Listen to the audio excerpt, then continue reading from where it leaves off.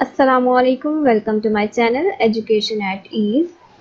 इस वीडियो में हम चैप्टर नंबर 1 का सेकंड पार्ट कंप्लीट करेंगे। हाफ पार्ट मैंने पहले ही अपलोड कर दिया था। अब मैं बाकी जो रह गया है मज़ीद उसे कंटिन्यू करती हूँ। Topic is the contribution of Muslim scientist के कितने मुस्लिम साइंटिस्ट जो हैं उन्होंने बायोलॉजी में कंट्रीब्यूशंस की हैं, कि कितनी बुक्स पब्लिश की हैं, कितने बुक्स के ऑथर रहे हैं।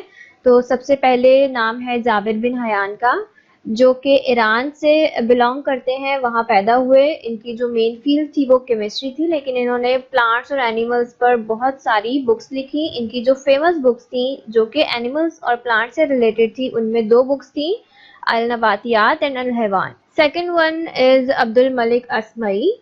ये बहुत ग्रेट जोलॉजिस्ट थे। इन्होंने एनिमल्स पे बहुत सी बुक्स लिखी। हॉर्स पे लिखी अल खील, कैमल पे लिखी अल इबील, और जो शीप पर थी वो अशाह थी। एंड वाइल्ड एनिमल्स पर उन्होंने जो बुक लिखी थी अल वहूश थी। फलकुल इंसान जो बुक इन्होंने लिखी उसमें इन्होंने ह्यूमन बॉडी के डिफरेंट पार्ट्स के फंक्शंस को डिस्क्राइब किया। बेसिकली इन्होंने फिजियोलॉजी बताई ह्यूमन बॉडी की। The next one is Abu Ali सीना। अबू अली सीना जो है वो सबसे ज़्यादा ग्रेटेस्ट माने जाते हैं मुस्लिम साइंटिस्ट में। इन्हें फाउंडर ऑफ मेडिसिन भी कंसिडर किया जाता है और इन्हें एविसीना इन द वेस्ट कहा जाता था। इन्होंने डिजीजेस को डायग्नोस किया, आइडेंटिफाई किया, जैसे कि ट्यूबरक्लोसिस या मेनिंगाइटिस है, और इसी तरह की कुछ इन्फ्लेमेशंस कहते हैं, स्वेलिंग, इचिंग, रेडनेस, जो इरिटेशन होती है स्किन की, उससे ही इन्होंने और मज़ीद मैथमेटिक्स में, एस्ट्रोनॉमी में, फिज़िक्स में, पैलेंटोलॉजी और म्यूज़िक में बहुत सारा वर्क किया है। इनका बहुत सारा काम मौजूद है। इसके अलावा इन्होंने जो बहुत फेमस बुक्स लिखी थी, जो उसमें अल कानून एंड फिल तिबल शिफा, इनकी 2 फेमस बुक्स थी। नेक्स्ट टॉपिक आपके पास जो है वो है लेवल्स ऑफ ऑर्गेनाइजेशन का, कि क्या क्या लेवल्स हैं किसी भी लिविंग ऑर्गेनिज्म की ऑर्गेनाइजेशन के लिए। लेवल ऑफ ऑर्गेनाइजेशन जो लिविंग ऑर्गेनिज्म पर है वो बेस करते हैं पूरे उनके केमिकल फाउंडेशन पे। जैसा हमने ब्रांचेस में देखा कि जो सेल है उसके अंदर जो ऑर्गेनल्स मौजूद हैं, वो जो भी केमिकल्स प्रिपेयर कर रहे हैं या जिन केमिकल्स से मिलकर बने हैं, वो तमाम केमिकल्स ऑर्गेनिक थे। तो जो लाइफ है, जो सेल है, वो केमिकल फाउंडेशन पे बेस करता है। तमाम लिविंग ऑर्गेनिज्म सेल से मिलकर बने हैं। जो प्रोटोप्लाज्म है सेल का, मींस जो उसका अंदर का जो मटेरियल है, लिविंग पार्ट है, वो फिजिकल और केमिकल दोनों बेसिस हैं लाइफ के लिए। सबसे पहले जो हमारे पास लेवल ऑफ ऑर्गेनाइजेशन में फर्स्ट लेवल आता है वो एटॉमिक लेवल ऑफ ऑर्गेनाइजेशन से स्टार्ट है। मींस कि एटम जो सबसे छोटा स्मॉलेस्ट पार्टिकल है उससे स्टार्ट लिया जाता है। कि हमने केमिस्ट्री में पढ़ा है कि तमाम मैटर जो है वो एलिमेंट से मिलकर बनते हैं, और एलिमेंट्स जो हैं वो एटम से मिलकर बनते हैं। और डिस्कवरीज हुई हैं, उसमें पता चला कि जो एटम है उससे भी छोटे सब एटॉमिक पार्टिकल्स मौजूद होते हैं उसमें, जिन्हें इलेक्ट्रॉन्स, प्रोटॉन्स और न्यूट्रॉन्स का नाम दिया गया।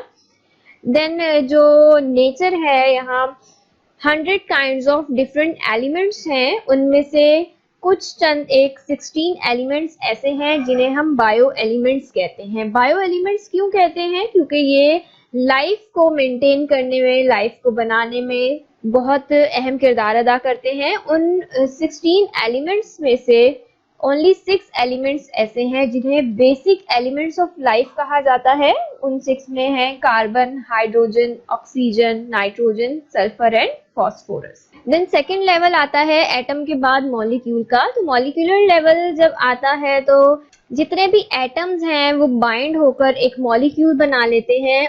कुछ मॉलिक्यूल्स ऐसे होते हैं जो कि वेरी करते हैं उनकी कॉम्प्लेक्सिटी या सिंप्लिसिटी पे। कुछ माइक्रो होते हैं, छोटे मॉलिक्यूल्स होते हैं, और कुछ बड़े मॉलिक्यूल्स होते हैं जिन्हें मैक्रो मॉलिक्यूल्स कहा जाता है, like glucose, amino acids, fatty acids, ये सब माइक्रो मॉलिक्यूल्स हैं। जबकि जो कार्बोहाइड्रेट्स हैं, प्रोटीन्स हैं, लिपिड्स हैं, इन्हें मैक्रो मॉलिक्यूल्स कहते हैं।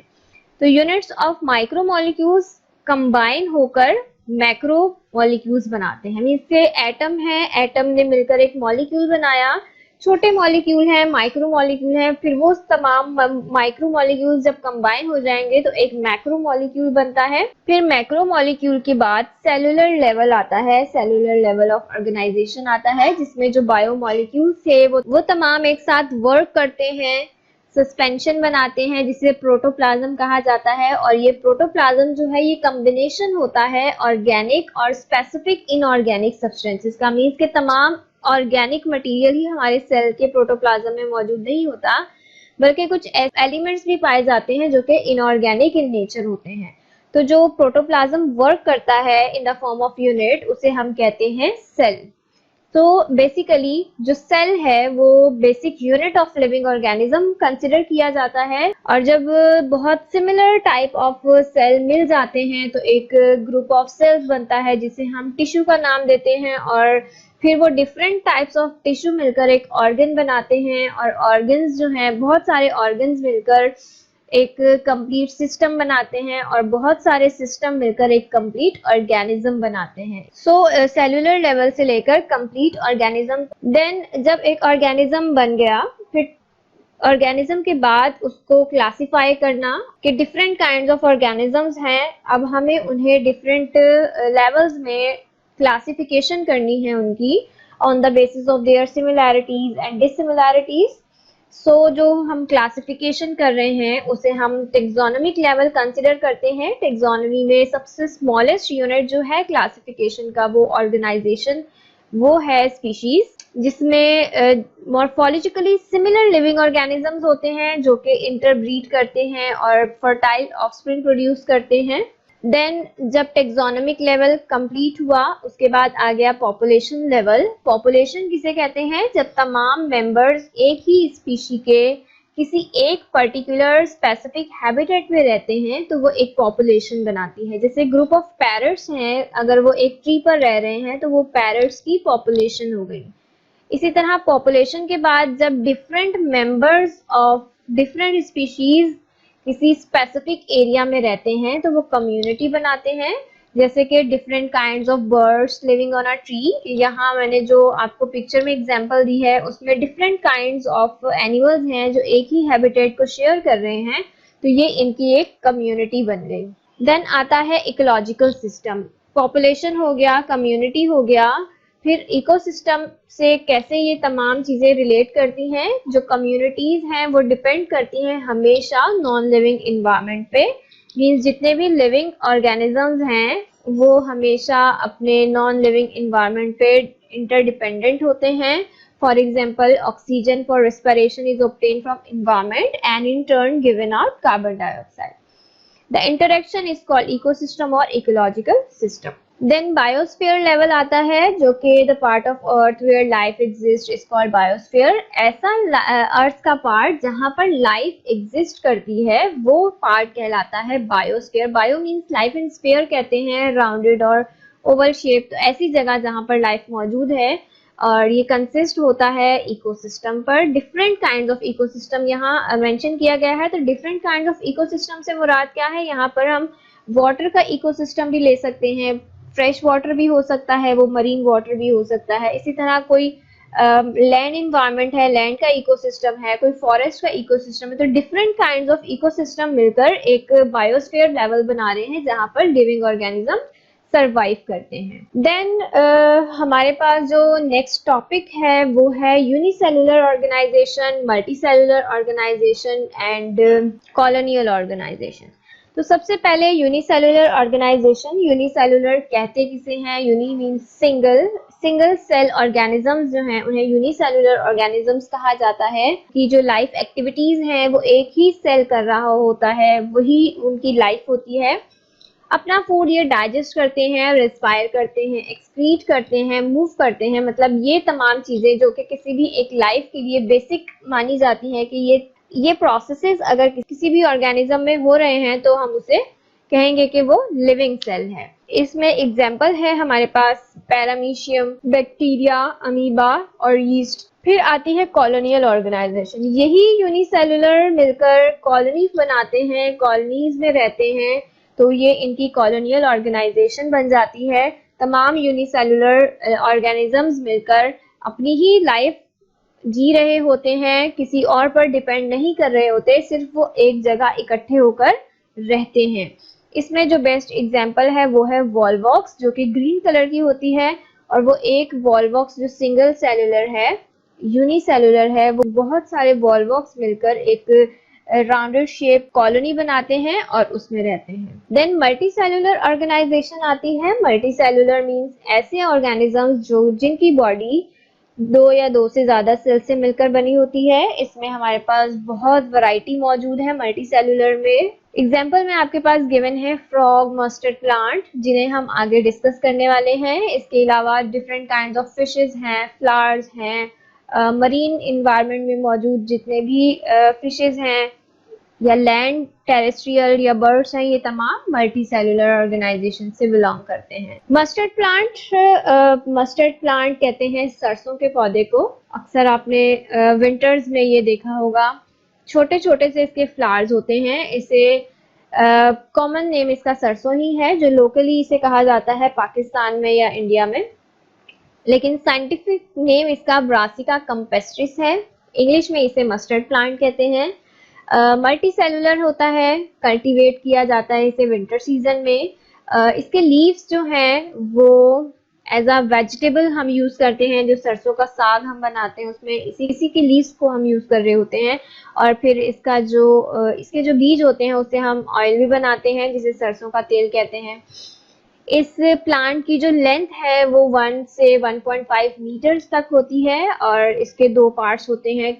वेजिटेटिव पार्ट जो कि रूट, स्टेम एंड लीव्स पे कंसिस्ट करता है, और रिप्रोडक्टिव पार्ट जो कि कंसिस्ट करता है फ्लावर।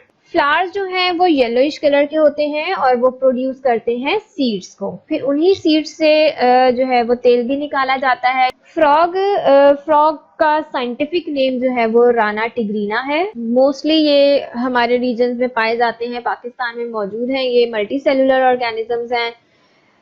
एम्फीबियंस हैं ये। एम्फीबियंस मीन्स कि ये पानी में भी रहते हैं और लैंड में भी रहते हैं, जमीन या खुश्की में भी रहते हैं।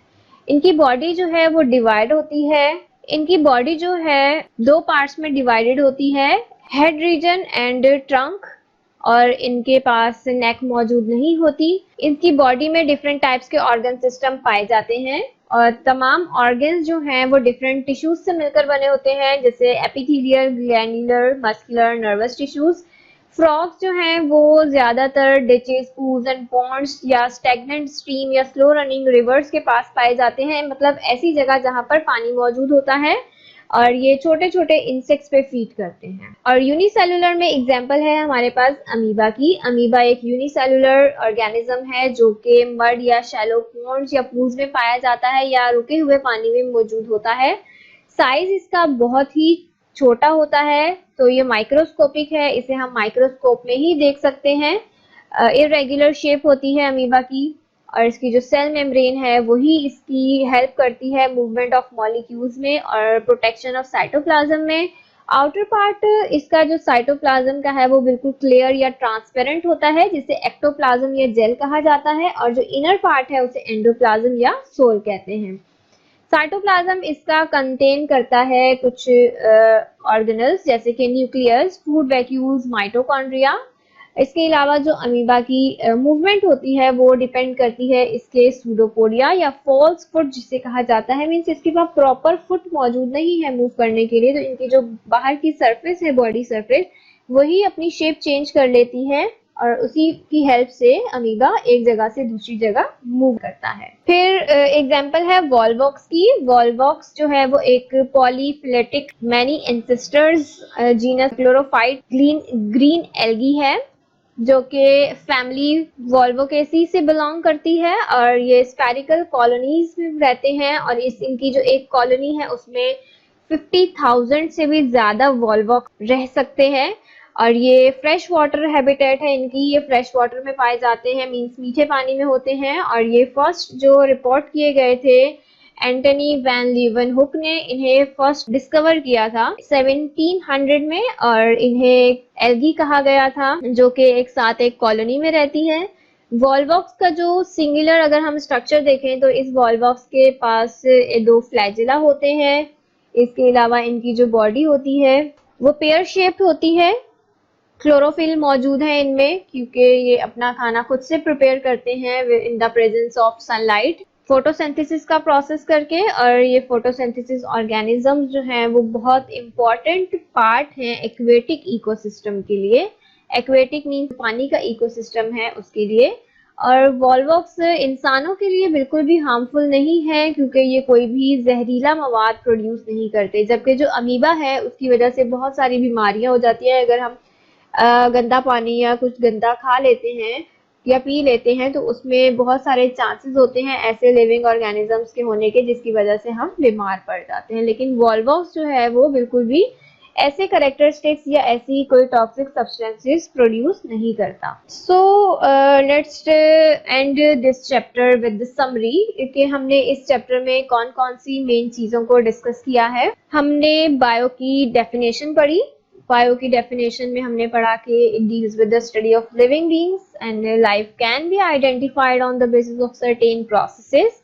कौन कौन से प्रोसेसेस थे, like reproduction, movement, respiration, growth, development. Biology can be divided into three major divisions. तीन major divisions पढ़ी हमने, botany, zoology and microbiology. फिर हमने बायो का लिंक देखा दूसरे साइंसेस के साथ, जैसे फिजिक्स है तो biophysics, biochemistry, biomathematics. Economically biology very important है हमारे फूड, मेडिसिन, फॉरेस्ट्री और फार्मिंग के लिए। इसके अलावा यहाँ आपके पास इस चैप्टर में 3 आयात भी गिवन है जो कि प्लांट्स और एनिमल्स की ओरिजिन और उनके कैरेक्टरिस्टिक्स पे बात करती हैं कि अल्लाह ताला ने कुरान में लिविंग ऑर्गेनिजम्स के लिए क्या बयान किया है।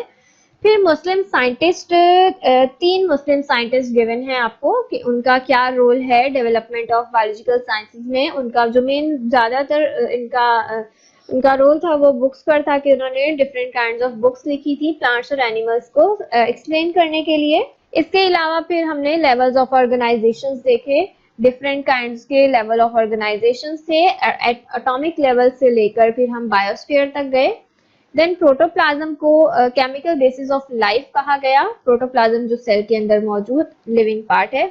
Then smallest unit of protoplasm जो है उसे हम सेल कहते हैं। ये आपके एमसीक्यूज से रिलेटेड बहुत इंपॉर्टेंट बात है। आप जब एमसीक्यूज की तैयारी करें तो इस समरी के पॉइंट्स को लाजमी पढ़ा करें। ऑर्गेनिज्म कुड बी यूनिसेलुलर और मल्टीसेलुलर। फिर हमने ऑर्गेनिजम्स को 2 तरह से पढ़ा कि वो यूनिसेलुलर भी हो सकते हैं और मल्टीसेलुलर भी। और अगर यूनिसेलुलर होते हैं तो वो कॉलोनी की फॉर्म में रह सकते हैं, जिसमें हमने एग्जांपल देखी वॉल्वॉक्स की। देन हमने यूनिसेलुलर और मल्टीसेलुलर में हमने 4 डिफरेंट ऑर्गेनिजम्स को थोड़ा सा टच किया, जैसे Brassica campestris as a plant हमने देखा, उसका स्ट्रक्चर देखा। देन राना टिग्रीना फ्रॉग के बारे में पढ़ा। अमीबा जो कि यूनिसेलुलर था उसे हमने स्टडी किया कि उसकी शेप कैसी है। देन वॉल्वॉक्स जो कि कॉलोनी फॉर्म में रहते हैं यूनिसेलुलर ऑर्गेनिज्म, इनका स्ट्रक्चर और इनके बारे में कुछ हमने ब्रीफली एक्सप्लेन किया। आई होप कि आपको ये चैप्टर समझ में आ गया होगा। बहुत इजी चैप्टर है। एमसीक्यूज के हवाले से आप इसे लाजमी रीड कीजिएगा। मैंने इसमें कुछ भी एक्सटर्नल अपनी तरफ से कुछ भी ऐड नहीं किया, बल्कि तमाम वही चीजें हैं जो कि आपकी टेक्स्ट बुक में मौजूद हैं इस चैप्टर में। सो आप अगर इस चैप्टर को अच्छे से रीड कर लें तो आपके एमसीक्यूज इस चैप्टर के बहुत इजीली आप कर सकेंगे। Thank you for watching. Channel को लाइक, सब्सक्राइब एंड शेयर जरूर कीजिएगा। अल्लाह हाफिज।